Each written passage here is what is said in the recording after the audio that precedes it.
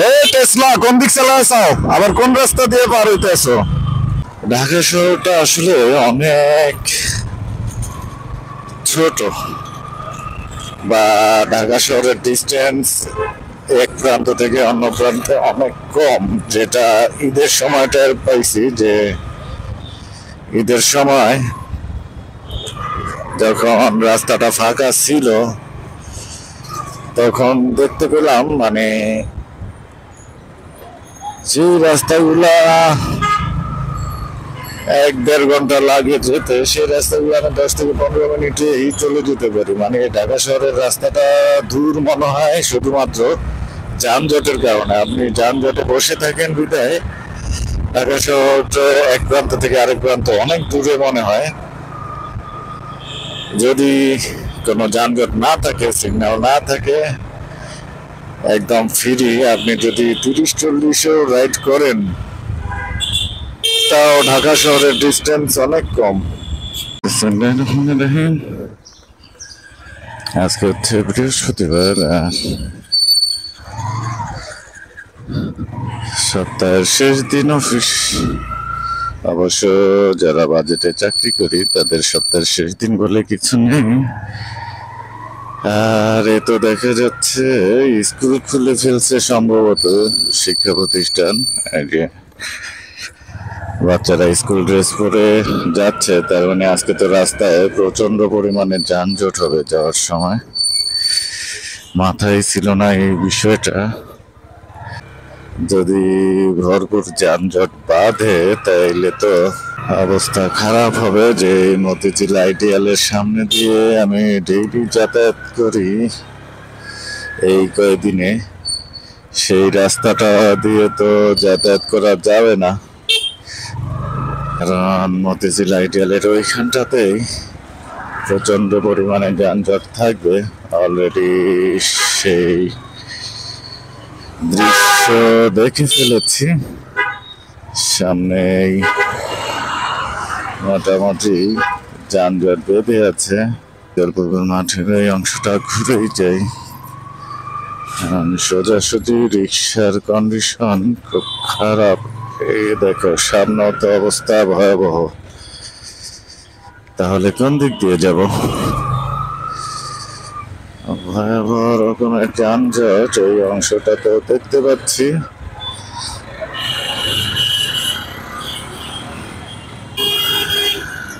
তো রাস্তায় যানজট বেশি থাকলে আসলে ট্রাফিক পুলিশ বা ট্রাফিক কন্ট্রোলারদেরও মাথায় একটু হট থাকে। এটা স্বাভাবিক, কারণ আপনার যখন দেখবেন যে কাজের চাপ বেশি তখন কিন্তু মাথা একটু গরম হয়েই যায়। যে কারণে অনেক সময় তারা হার্ড লাইনে চলে যায়। হালকা অন্যায় হলেও তারা এক একটা মামলা দেওয়ার চেষ্টা করে, যেটা না দিলেও হতো সেরকম বিষয়গুলো তারা ছাড় দিতে চায় না। আজকে কতক্ষণে যেতে পারবো অফিসে? যানজট মানে ব্যাপক যানজট। তার মানে ঢাকা শহরে যানজট মূলত হচ্ছে শিক্ষা প্রতিষ্ঠানের জন্য। এটা একবারে কনফার্ম বা প্রমাণ হলো আজকে।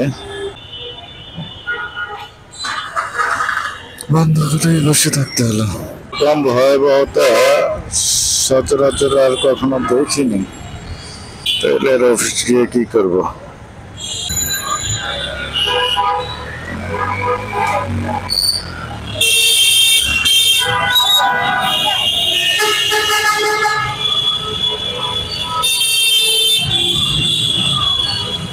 অবশেষে রেলগেটে আসছি, মানে রেলগেট পার হব এখন। হচ্ছে শিক্ষা প্রতিষ্ঠান খোলার প্রথম দিনেরই অবস্থা। তার মানে ঢাকা শহরের যানজট কোনোদিনও কমবে না, একমাত্র যদি যত শিক্ষা প্রতিষ্ঠান আছে এগুলো যদি মুভ অন না করা হয় বা এগুলো যদি নির্দিষ্ট স্থানে স্থানান্তরিত করা না হয় তাহলে এই যানজট কমবে না। এটার কারণ প্রমাণ পেয়ে গেছি কি কারণে এটা হবে না, মানে হচ্ছে শিক্ষা প্রতিষ্ঠানের কারণে এটি হবে না।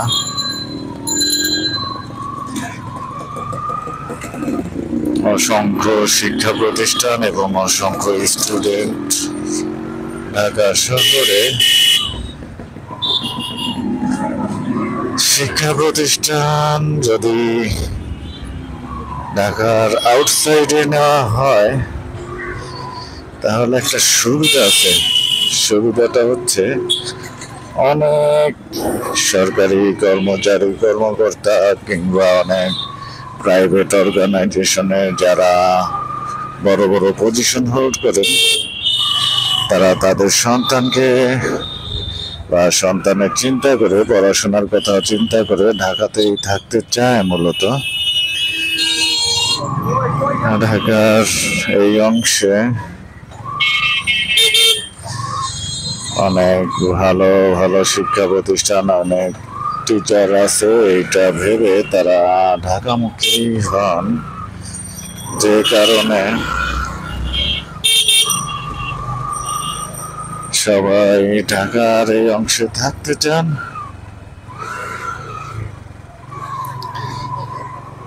ঢাকা থেকে ট্রান্সফার হতে চান না। তো যদি শিক্ষা প্রতিষ্ঠানগুলো, বিশেষ করে যে বড় বড় নামি দামি শিক্ষা প্রতিষ্ঠান আছে ভালো ভালো, সেগুলো যদি অ্যাটলিস্ট স্থানান্তর করা যায় আউটসাইড ঢাকা, তাহলে হয়তোবা অনেকে এই ঢাকামুখী থাকার চিন্তা ভাবনাটা একটু হলেও চেঞ্জ করবেন।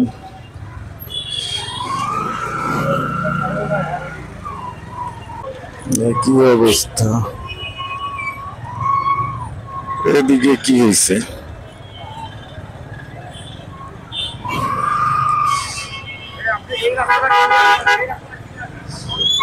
এই রোডে কি হয়েছে মূলত, যে কারণে এত যানজট, এত মানুষজন কেন, কি হয়েছে আসলে বুঝতেছি না। কেন এত মানুষজন?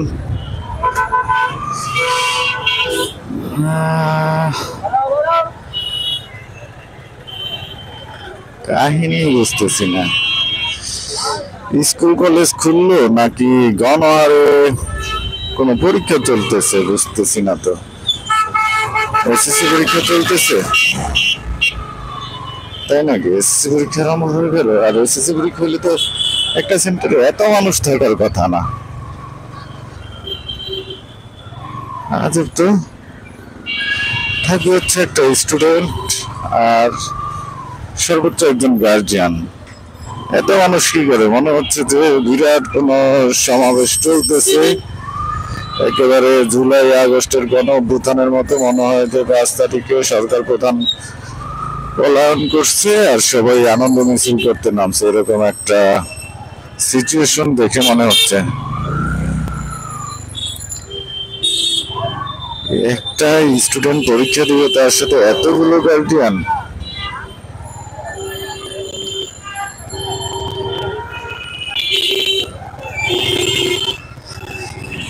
দেখ ভালো,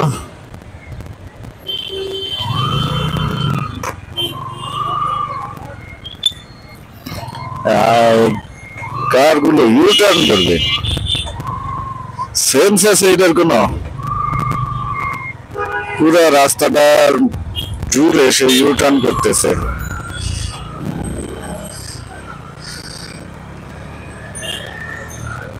এসএসসি পরীক্ষা চলমান, সেজন্য এইখানটাতে মোটামুটি ঠিক আছে। এইখানে গার্জিয়ান মনে হচ্ছে যে একজন, স্টুডেন্ট মনে হচ্ছে একজনের সাথে একজন গার্জিয়ান।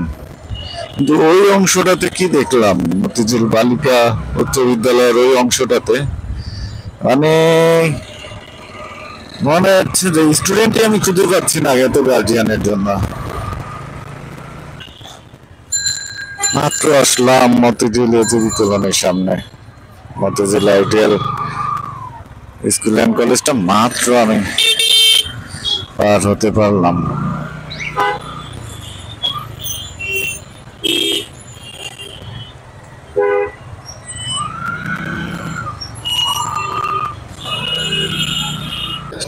স্কুলের সামনে দিয়ে চলে এসেছি। এখন কি করব, বামে গেলে তো নটর ডেম কলেজ, আর ডান দিকেই চলে যাই, যা আছে হবে হবে।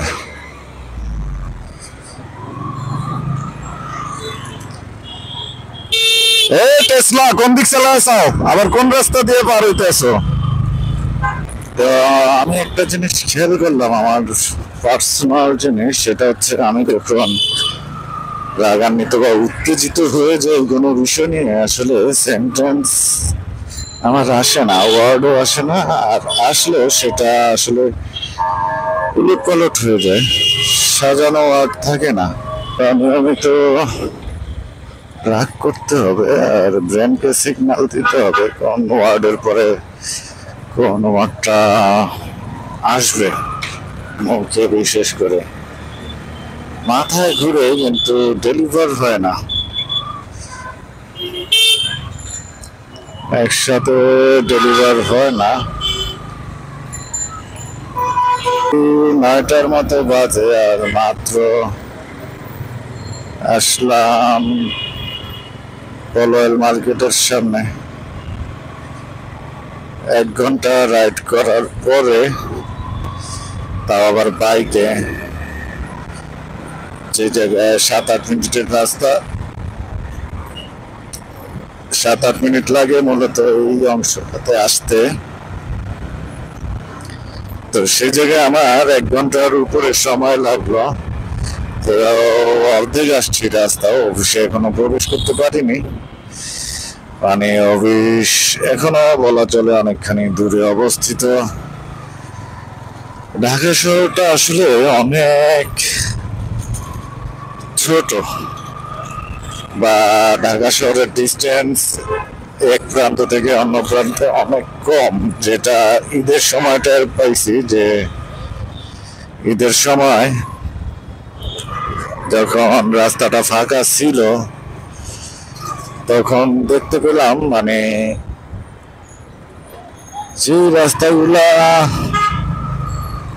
1-1.5 ঘন্টা লাগে যেতে, সেই রাস্তাগুলো আমি 10 থেকে 15 মিনিটেই চলে যেতে পারি। মানে ঢাকা শহরের রাস্তাটা দূর মনে হয় শুধুমাত্র যানজটের কারণে, আপনি যানজটে বসে থাকেন বিধায় ঢাকা শহরটা এক প্রান্ত থেকে আরেক প্রান্ত অনেক দূরে মনে হয়। যদি কোনো যানজট না থাকে, সিগন্যাল না থাকে, একদম ফ্রি, আপনি যদি 30-40-ও রাইড করেন, তাও ঢাকা শহরের ডিস্টেন্স অনেক কম, খুব দ্রুত যাওয়া যায়। তার প্রমাণ আরেকটা হচ্ছে যে এই কয়েকদিন আমি অফিসে আসছি, আমার 8 থেকে 10 মিনিট লাগছে, ম্যাক্সিমাম 15 মিনিট লাগছে, আর আজকে আমার প্রায় 1 ঘন্টা লাগলো এই পল্টন পর্যন্ত আসতে, তাও আমি অফিস পর্যন্ত যেতে পারিনি মূলত এখনো।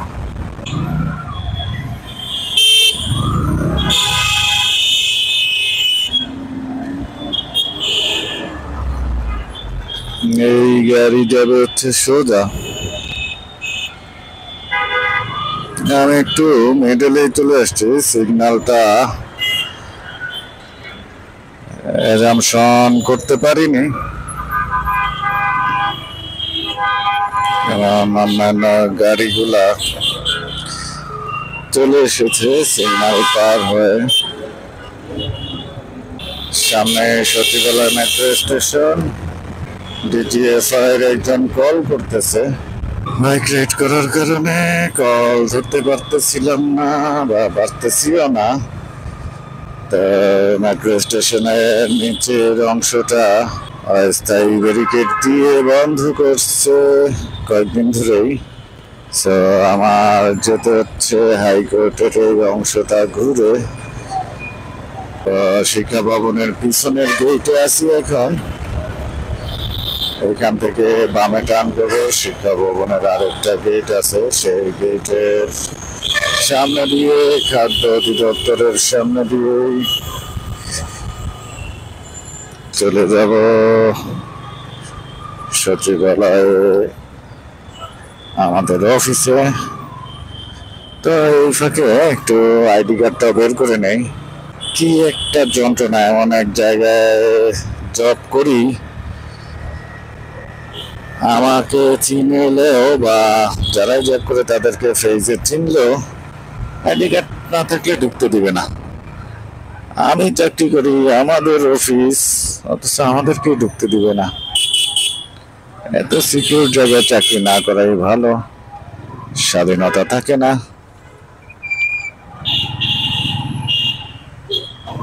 এত আন্দোলন সংগ্রাম সবই কিন্তু স্বাধীনতার জন্য। তো সেই জায়গায় যদি স্বাধীনতা নাই থাকে, তাও আবার নিজের অফিসে, এটা আসলে আইডি কার্ড না, ফিঙ্গারপ্রিন্ট করা দরকার, বায়োমেট্রিক, যে ফিঙ্গার দিবে অটোমেটিক প্রবেশ করবে। কারণ আপনার আইডি কার্ড যদি কোনো কারণে হারিয়ে যায়, রেখে আসেন, তাহলে আপনি আর অফিসে প্রবেশ করতে পারবেন না। একটা যন্ত্রণারই বলা চলে।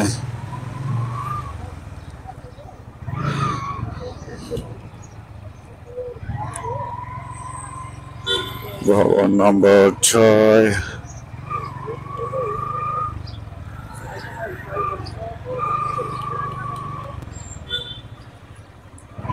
অনেক কষ্টে সৃষ্টে আমাদের অফিসে প্রবেশ করলাম।